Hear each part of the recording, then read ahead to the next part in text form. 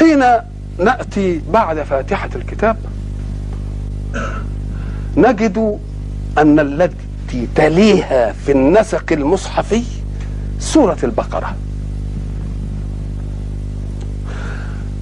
سورة البقرة الاسم نفسه عجيب، وخاصة في بيئة عربية لم تكن البقرة في يوم ما من حيواناتها ولا أنعامها، ما يعرفوش البقرة دي خالص. ونجد أنها مدنية، مع أن كان المنطق أننا نجيب سورة إيه؟ مكية، لأن هو اللي قال لك لا، كلمة مكي ومدني دي لازم نفهمها شوية. مكي ومدني يعني إيه؟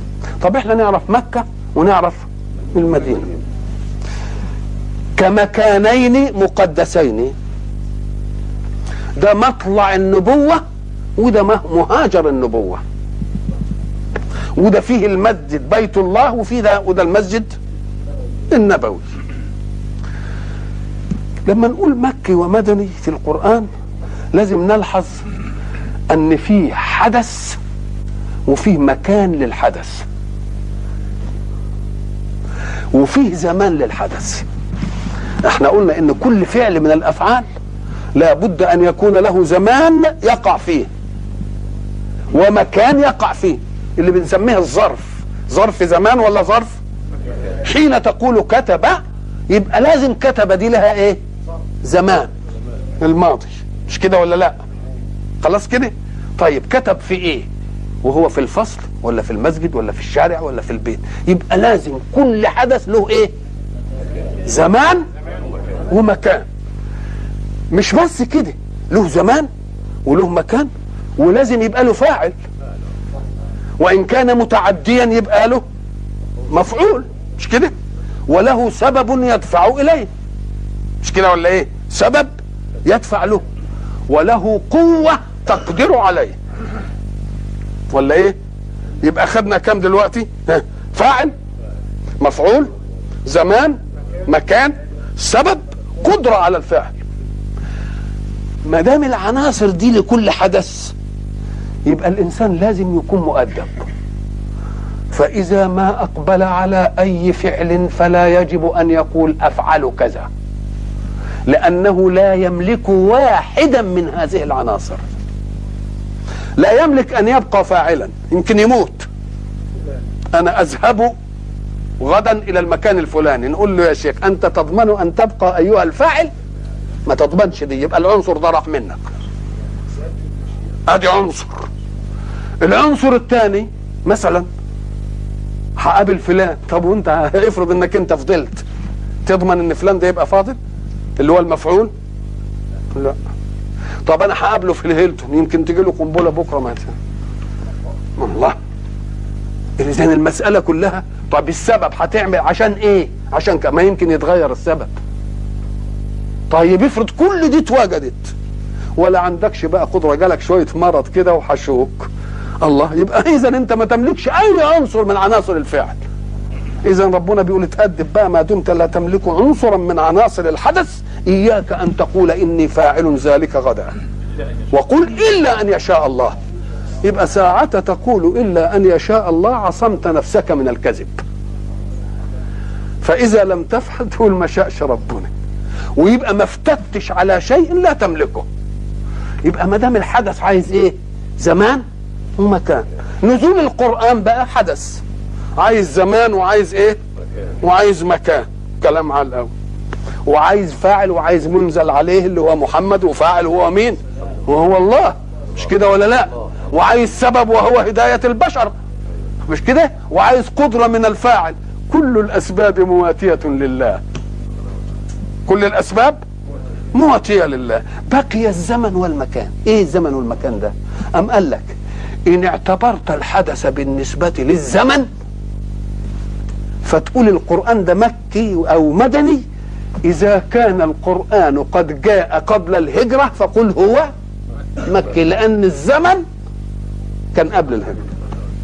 وإن اعتبرت المسألة بعد الهجرة قل ده إيه؟ يبقى تقول هو مدني وإن نزل بمكة، لأنه جه بعد مين؟ يبقى جعلت الزمن هو الايه؟ هو الفاصل.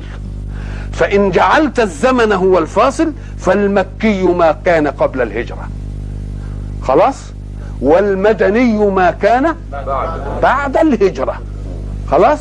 ده كلام على الأول. ده أنا اعتبرت مين؟ أنا اعتبرت الايه؟ الزمن. وأنا اعتبرت المكان. ما احنا عايزين ظرفين، ظرف زمان وظرف مكان. إن اعتبرت الزمن يبقى، وإن اعتبرت المكان يبقى المكي ما نزل بمكة وإن كان في عصر المدينة، مفهوم؟ والمدني ما نزل بالمدينة وإن كان في عصر مكة، ما لناش دعوة، وإن كان دي ما يجيش، مفهوم؟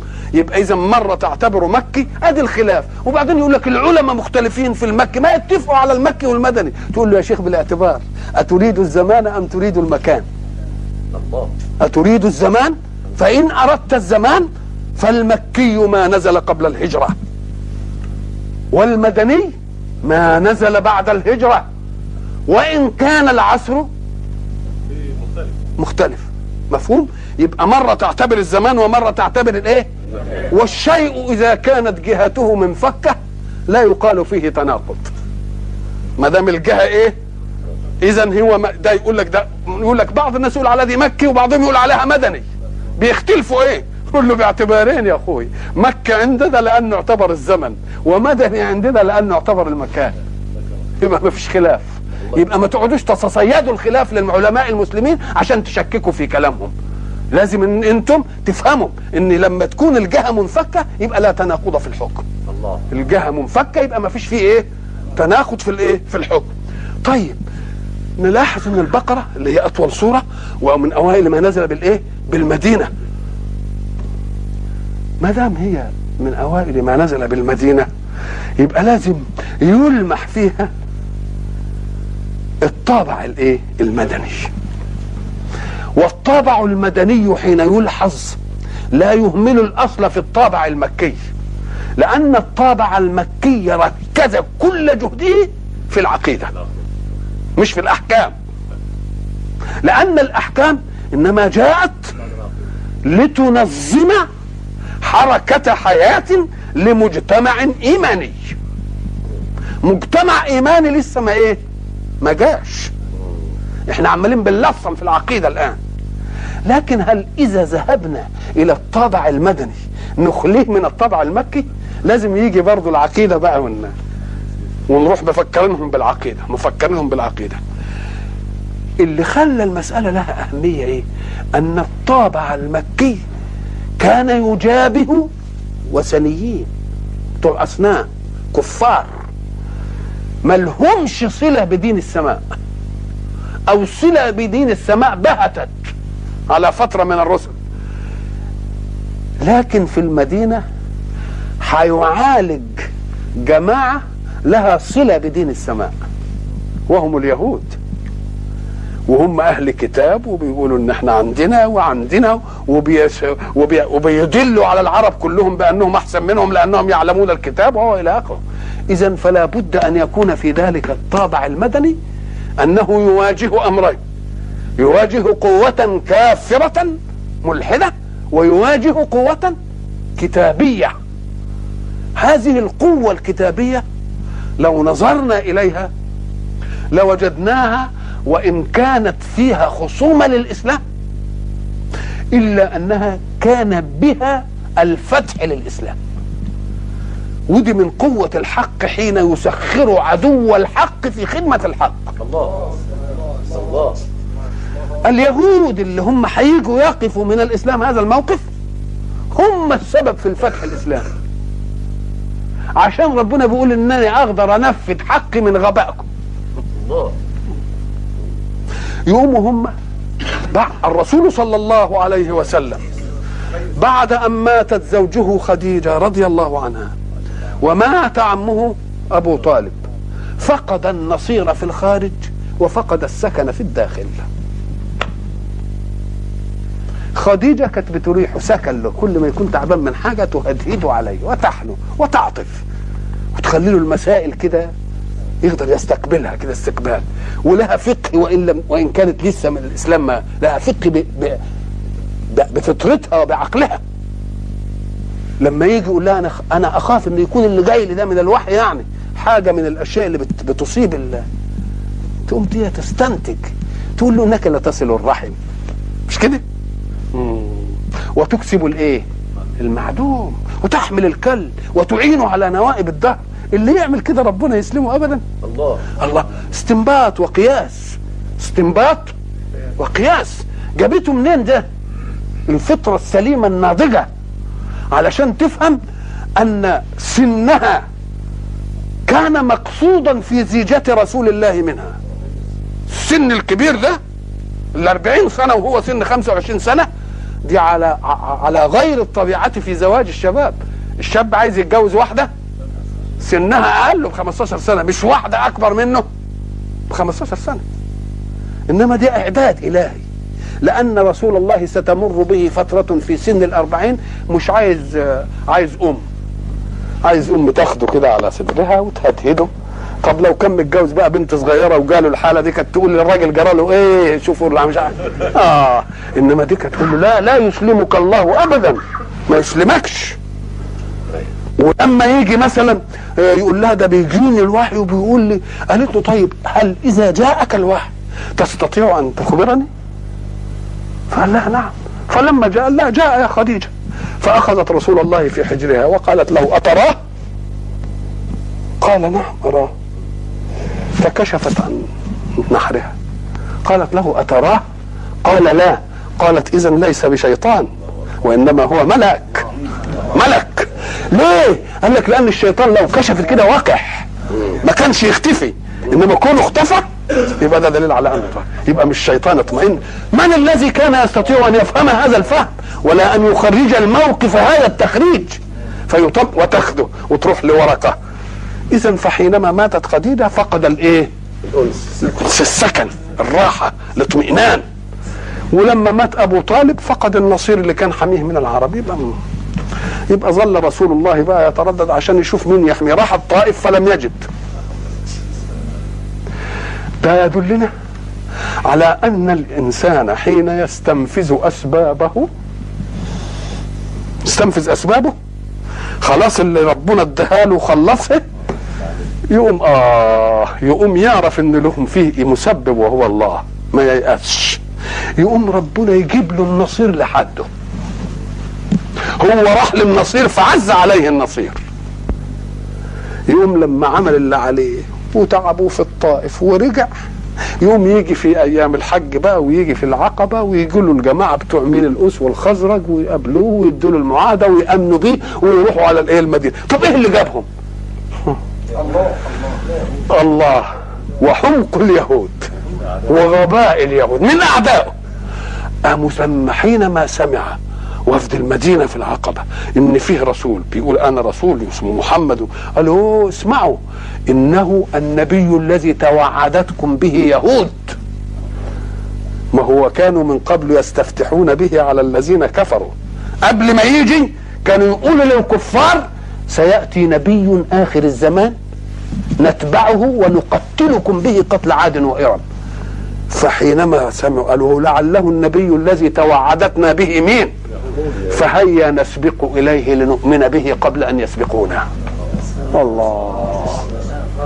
ويجي له بقى الوفود ويروح على الايه؟ على المدينة ليواجه بقى عداوة من لون جديد، عداوة جاهلة في مكة، انما هنا عداوة عالمة في المدينة.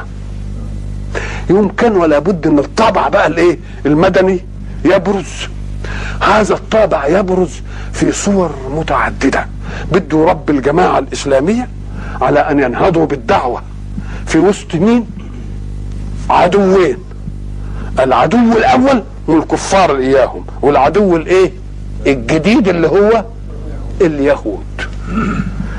يلاحظ ان السورة حينما تكلمت عن ثلاثة اصناف، المؤمنين والكافرين والمنافقين.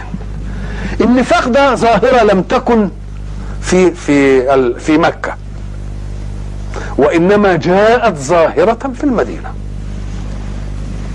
إزاي؟ ومن أهل المدينة مرضوا على النفاق لا تعلمونهم الله يعلم. الله يعلم. السبب إيه؟ ما تجيش في مكة ويجوا في المدينة اللي هي منطلق الإيمان. نقول له نعم، خليك فاهم ما هو النفاق. النفاق ده هو إيه؟ ده النفاق يبقى فيه قوة تنافقه. إنما مكة كانوا مستضعفين. مين اللي هيدعي انه مؤمن وهو كافر عشان ينافق مين؟ ده هم ضعاف. اذا فالنفاق في المدينة ظاهرة القوة للإسلام. الله. يعني وجد النفاق في المدينة لأن الإسلام أصبح قوة، والقوي هو الذي ينافق، أما الضعيف فلا ينافق. يبقى إذن ظاهرة وجود النفاق في المدينة دي ظاهرة صحية لمين؟ الإسلام. صح، ظاهرة صحية للإيمان، ودليل على أن الإيمان حتى من لم يعتقده قلبا ادعى أنه مسلم قالبا. ده كفاية كده للإسلام. نعم. إذن فالسورة كانت ولا بد أن تعالج هذا، ولذلك ركزت بعدما ركزت على خلق الإنسان الأول في آدم وقصته، ركزت على اليهود، وركزت على إبراهيم، وركزت على بناء البيت، ثم أخذت شيئا من الأحكام اللي يناسب العهد المدني. الخمر مثلا، الأهلة يسألونك عن الإيه؟ عن الأهلة. الجهاد، ألم تر إلى الذين، كله الدين، الربا، كل دي بقت إيه؟ بقت أحكام ما كان الإسلام يتعرض لها في مين؟ في مكة، لأنه كان في مكة قد اهتم كل الاهتمام بماذا؟ بعقائد. يبقى فهمنا جو الصورة العام. حين تأتي إلى موضوع السورة تجدها برضه استهلت ببسم الله الرحمن الرحيم، وقلنا أهي آية منها على الخلاف أم هي جاءت للفصل بين السور.